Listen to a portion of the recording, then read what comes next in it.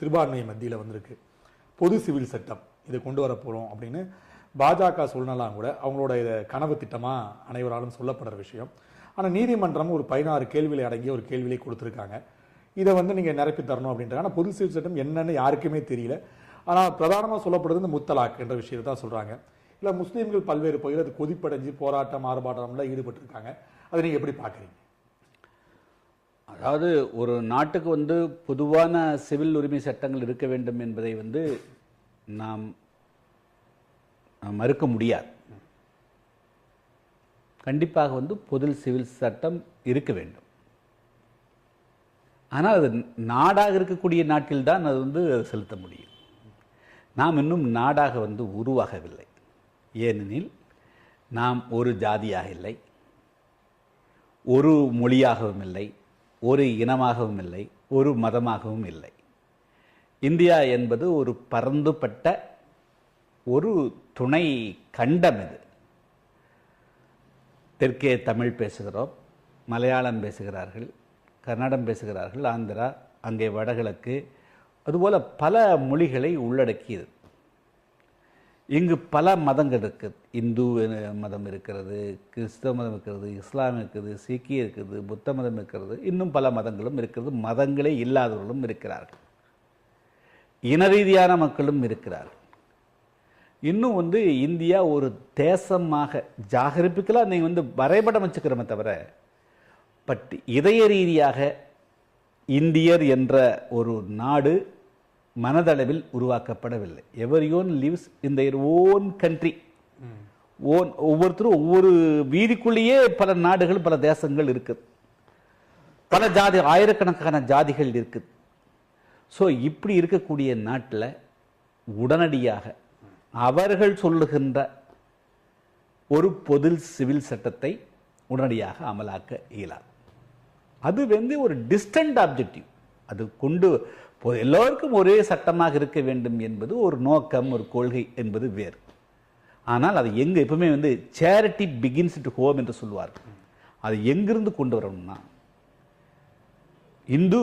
India நாட்டில் இந்துக்கள் 60% பேருக்கு மேற்பட்டவர்கள். எனவே நம்ம அந்த பொது சிவில் சட்டம்ங்கிறது, அந்த பொதுவான சட்டத்தை இந்துக்கள் மத்தியிலிருந்து அமலாக்கி கொண்டு வரணும். நாம் முதல்ல ஒரு ஜாதியாக இருப்போம், எப்படிங்க, நம்மளுக்குள்ள எந்த விதமான ஏற்றத்தாழ்வு இல்லை இருக்கக்கூடாது, ஜாதி கம்ப்ளீட்டாக அபாலிஷ்டு அப்படின்னு முதல்ல கொண்டு வரணும். அப்படி கொண்டு வரக்கு இருக்கா? இந்துக்களுக்கு நீங்கள் திருமணங்களில் ஏதாவது ஒரு நடைமுறை, சட்ட நடைமுறை இன்றைக்கி ஏதாவது வச்சுக்கிறீங்களா, வரையறை வச்சுக்கிறீங்களா? இஸ்லாமியர் குறைந்தபட்சம் இந்த திருமணத்தை இப்படி நடத்த வேண்டும் என்று ஒரு வரைமுறை வச்சுக்கிறாங்க. கிறிஸ்தவர்கள் இந்த திருமணத்தை இப்படி நடத்த வேண்டும் என்று வரைமுறை வச்சுக்கிறாங்க. இந்துக்கள்கிட்ட ஏதாவது ஒரு வரைமுறை இருக்குதா? நீங்கள் வரைமுறையே இல்லாமல், ஒன்றுமே இல்லாமல் ஒரு வரைமுறை வச்சுருக்கிறவங்கள போய் அதை டெசைட் பண்ணி சொன்னால் எப்படி சரியாக இருக்க முடியும்? எனவே முதல்ல இங்கே அங்கே ஒரு இஸ்லாமியர் ஒரு இஸ்லாமியர் பெண்ணை திருமணம் செய்து கொள்ள முடியும்.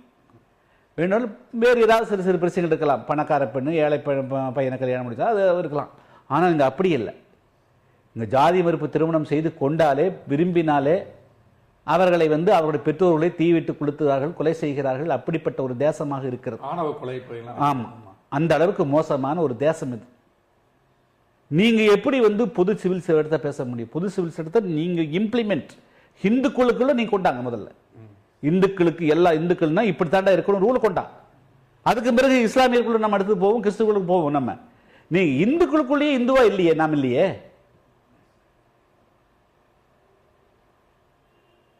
You to not respect equally. நீ ஒரு இந்துன்னு சொல்லக்கூடிய ஒரு சகோதரி நடத்தல. இன்னைக்கு நீ அங்க பாருங்க, இங்கே மட்டும் இல்லை, உன்னுடைய வியாதி எங்க கொண்டு போற? நீ லண்டன்ல கொண்டு போற. நீ அங்க இருக்கிற பட்டேல் நான் உயர்ந்த ஜாதிங்கிற சாதாரண மக்களை தாழ்த்துறான்.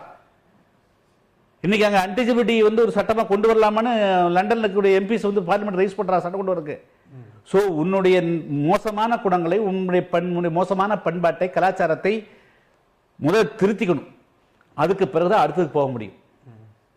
அதனால அந்த மாதிரி பேசக்கூடியவங்க இந்து சமுதாயத்துக்கு கொடுக்கக்கூடிய எல்லா விதமான நெகட்டிவ் இம்பேக்ட்ஸ், இந்த உலகளவில் இந்துக்குள்ள இருக்கக்கூடிய இந்த ஜாதி கலாச்சாரங்கள், மத கலாச்சாரங்களுக்கு அதிகமான கட்டுப்பாடுகள், பழமைகள், இதையெல்லாம் கம்ப்ளீட்டாக முழுமையாக களைவதற்கு உண்டான நடவடிக்கை, இதை தூய்மைப்படுத்தினாலே ஆட்டோமேட்டிக்காக நம்ம வீட்டை தூய்மைப்படுத்தி நம்ம வந்து வீதியில் போடாமல் நம்ம வந்து அதை முறையாக டிஸ்போஸ் பண்ணாலே ஒவ்வொரு வீட்டுக்காரரும் தெரிஞ்சிடுவான். அப்படி ஏதாவது வந்து கிறிஸ்தவ மதத்துக்குள்ளேயோ முஸ்லீம் மதத்துக்குள்ளேயோ தவறுகள் இருந்ததுன்னா, இங்கே பாரு அந்த சொசைட்டி நல்லா இருக்குது நாம் மாடிக்கிறான்னு உள்ளிருந்தே அந்த மாற்றங்கள் நடைபெற்று விடும். நாம் போய் சட்டம் போட்டு மாற்ற வேண்டிய அவசியம் கிடையாது. இஸ்லாமிய சமுதாயமே தானாக மாறிக்கும் நம்மளை பார்த்து. அதனால் வந்து சட்டங்களால் மட்டுமே மாற்றங்களை கொண்டு வர முடியாது. அதனால் வந்து சட்டங்களால் மாற்றங்கள் கொண்டு வரப்பட வேண்டும் என்பது வந்து இந்து சமுதாயத்துக்குள்ளும் துவக்கப்படணுங்கிறது தான் என்னுடைய கருத்து. இன்னொரு விஷயம் டாக்டர், இந்த புதிய கல்விக் கொள்கை இதுல வந்து பல்வேறு குளறுபடிகள் இருக்கிறது அப்படின்னு இடதுசாரிகள் போன்ற இயக்கங்கள்லாம் வந்து குறை சொல்றாங்க. அது மட்டுமல்ல, இது ஒரு காவி கொள்கையாகவும் பார்க்கப்படுகிறது அப்படின்னு சொல்லப்படுகிறது. ஆனா பாஜகவை சேர்ந்தவர்கள் 10 வருடத்துக்கு ஒரு முறை இது புதிய கல்விக் கொள்கை வரும், அதே போல நாங்களும் கொண்டு வந்திருக்கிறோம், இதுல எந்த விதமான மாற்றமும் கிடையாதுன்னு சொல்லியிருக்காங்க. நீங்க எப்படி பாக்குறீங்க? கல்வி கொள்கையை தீர்மானிப்பது அரசியல்வாதிகளாக இருக்கக்கூடாது. முதல்ல அரசு வழிகாட்டுதல் செய்யலாமே தவிர கொள்கையை தீர்மானிக்க. கல்விமான்கள் தான், எஜுகேஷனிஸ்ட் தான் கல்விக் கொள்கையை தீர்மானிக்க வேண்டும். ஆசிரியர்கள் தான் பாடத்திட்டங்களை வகுத்திடல் வேண்டும். ஆனால் தலைகீழாக அரசியல்வாதிகள் மதவாதிகள் வந்து கல்விக் கொள்கையை தீர்மானிக்கக்கூடிய சூழ்நிலை உருவாகும் பட்சத்தில் அந்த கல்வி விஞ்ஞான கல்வியாகவோ 21ஆம் நூற்றாண்டு 22ஆம் நூற்றாண்டுக்கு இந்த சமுதாயத்தை மேல்நோக்கி எடுத்து சொல்லக்கூடியதாக இருக்காது. மாறாக மதவாதிகளாக மாற்றுவதற்குண்டான கல்வி திட்டமாகத்தான் இருக்க முடியும். இது வந்து ஆஃப் பேக்டு, அரை வேக்காட்டுத்தனமான கல்விக் கொள்கையாகத்தான் இருக்குது. பாதிய மதத்தை புகுத்தி பாதி விஞ்ஞானத்தை பாதி வந்து நவீனம் சொல்கிறாங்க. எப்பொழுதுமே ரெண்டும் மேட்ச் ஆகினா தான் சரியாக வரும். மேட்ச் இல்லைன்னா அது வந்து இன்காம்பிடன்ஸ் ஆகிப்போம். நீங்கள் வந்து பாலுக்குள்ளே சர்க்கரை போடலாம், வேற ஏதாவது போட முடியும், போட்டால் இருக்க முடியும். அந்த மாதிரி தான் கொண்டு வராங்க. கல்வியில் கல்விக் கொள்கையில் மாற்றம் வேண்டும், புரட்சிகரமாக வேணும், ஸ்கில் இண்டியா வேணும் அப்படிங்கிறதெல்லாம் ரைட் தான். ஆனால் அவங்களுடைய நோக்கம் வந்து இதுக்குள்ளே மதத்தை கொண்டு வரணும், காலையில் யோகா செய்யணும் அப்படிங்கிறது. உலகத்தில் எந்த இடத்துலையும் எந்த நாட்டிலையும் இந்த மாதிரி யோகா கல்ச்சர் கிடையாது. சைனா மிகப்பெரிய நாடு, அங்கே வேற இருக்குது. அதுக்காக அவங்க வந்து மாணவர்களுக்கு வந்து இதெல்லாம் கற்றுக் கொடுக்குறதில்ல. குங்ஃபு இருக்குது ஜப்பானில், அவன் வந்து பாடத்தில் கொண்டு வரதில்லை. அப்போ நீங்கள் வந்து இவங்க நோக்கம் வந்து எல்லாவற்றிலுமே இந்த நோட்டு செல்லாத நோட்டாக்குறாலும் சரி, எது இருந்தாலும் சரி, எல்லா விஷயத்திலுமே இந்த பிஜேபி அரசு வந்து தங்களுடைய அந்த ஃபண்டமெண்டலிஸ்ட் அதை புகுத்துறத ஒரு கொள்கையாகவே வச்சுக்கிறாங்க. அது வந்து இந்த அரசுக்கு வந்து மிகப்பெரிய பாதிப்பு தான் உண்டாகும். அதை அவங்க விடணும். ஆட்சிக்கு வந்துட்டாங்க, அதோட சரி. அதுக்கு பிறகு கல்வியிலையும் கொண்டு போய் சாயத்தை கலக்குனா, இப்போ டீயில் வந்து டீ எசன்ஸ் எல்லாம் வெறும் சாயம் கலக்குனா எப்படி இது கலப்பட டீ ஆகுமோ அதே போல கலப்பட கல் தான் ஆகும்.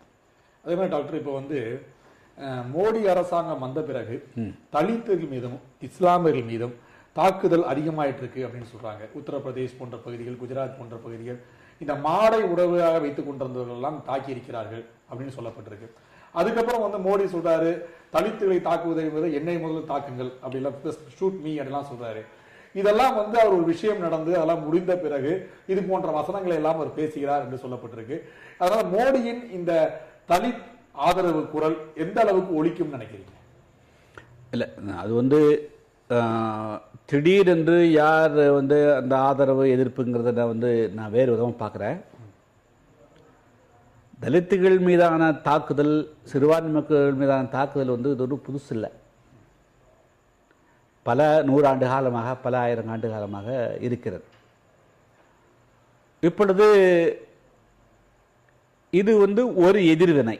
இப்பொழுது நடக்கக்கூடியது வந்து எதிர்வினை. அது வந்து பல இடங்களில் வந்து மதவாத சக்திகள் ஆட்சிக்கு வந்த பிறகு அவர்கள் ஒன்றை நடைமுறைப்படுத்த முனைகின்ற பொழுது அது ஒவ்வாமையின் காரணமாக அது வந்து எதிர்ப்புகள் வருகின்ற பொழுது அவங்கள்ட்ட டாலரன்ஸ் இல்லை, அதனால் வந்து மோதல்கள் நடைபெறுகிறது. அண்மை காலமாக இடைப்பட்ட சில மாதங்களாக இல்லை, ஆனால் வந்து பிஜேபி ஆட்சிக்கு வந்த பிறகு குறிப்பிட்டு பல இடங்களில் தலித்துகள் குறிவைக்கப்பட்டார்கள் என்பதில் மாற்று கருத்து கிடையாது. இதை வந்து அங்கங்கே இருக்கக்கூடிய லோக்கல், அதாவது இங்கே தான் நான் முதலே சொன்னேன், இவங்க வந்து இந்தியரா, இவங்க நேஷனாக இல்லை, நாடாக இல்லை, மதமாக இருக்கிறான் இல்லைன்னா ஜாதியாக இருக்கிறான். அப்போ வெளியிருந்து பார்க்கக்கூடியவங்க இவன் மதம் மட்டும் பார்க்குறாங்க, அவங்க பார்ட்டியில் இவன் ஜாதியாக இருக்கிறத அவங்க வந்து மறந்துடுறாங்க. அப்போ ஜாதியாக இருந்து கொண்டு மதத்தினுடைய போர்வையில் தன்னுடைய நோக்கத்தை நிறைவேற்றிக்கிறான். அதிகாரம் இல்லாமல் இருக்கிற போது ஒன்றாகிறான். அதிகாரத்துக்கு வந்த பிறகு தன்னுடைய ஜாதியை வந்து ஜாதிய மேலாண்மை தூக்கி நிறுத்துறான். அப்போ தலித்துகள் மீது தாக்குதல் தொடுக்கிறாங்க. சாதாரண கிராமங்களில் அதுதான் நடக்குது. வச்சுங்களா, ஆன்டி தலித் தாழ்த்தப்பட்ட மக்களுக்கு சிறுபான்மை மக்களுக்கு எதிரான மனநிலையில் இருந்து கொண்டே இருக்கிறார்கள். தாங்கள் வலுவற்றவர்களாக இருக்கிற போது பேசாமல் இருக்கிறாங்க. தங்களுக்கு ஒரு வலு கிடைக்கிற போது அதை பயன்படுத்தி மீண்டும் அவர்களை பனிஷ் பண்ணி கொண்டு நினைக்கிறாங்க. அதுதான் வந்து பிஜேபி ஆட்சிக்கு வந்த பிறகு இது மாதிரி வந்து ஜாதியவாத சக்தி மத போர்வையில், அதாவது இந்தியர் என்றும் இந்துக்கள் என்றும் சொல்லிக்கொண்டு பொய்யான போர்வையில் இருந்தவர்கள், ஜாதி வெறியர்கள் தான் வந்து இது போன்ற தாக்குதலில் ஈடுபட்டவர்கள். அதையெல்லாம் அவர் வான் பண்ணிக்கிறார். அப்படின்னா வான் பண்ணது வரவேற்கக்கூடியது. அது மட்டும் பத்தாது, அது போன்ற எந்த விதமான செயல்களும் நடைபெறாமல் தடுக்க வேண்டியதும் அவங்களுக்கு